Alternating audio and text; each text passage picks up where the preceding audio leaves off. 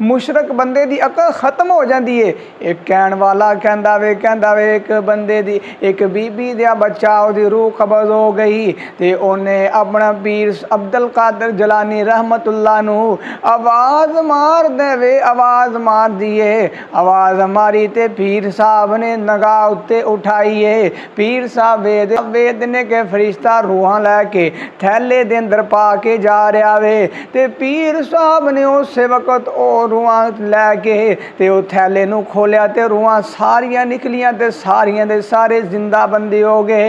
इस फरिश्ते ने अल्लाह करीम दे कोल जाके शिकायत की, ऐ अल्लाह एक तेरा बंदा उन्हें मेरे नाल ए मामला कीता, रूहां मेरे कोलों ले लियां ने।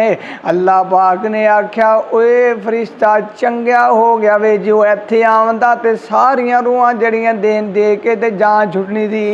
वे ना मुशरक दी अकल खत्म। और जिथे शिरक होवे उथे अकल नहीं रहिंदी, जिथे शिरक आ जावे उतों अकल खत्म हो जाती है। समझो जिथे अकल होवे उथे तौहीद होंदी है, जिथे अकल ना होवे उथे शिरक होंदा है। अल्लाह अल्लाह अल्लाह।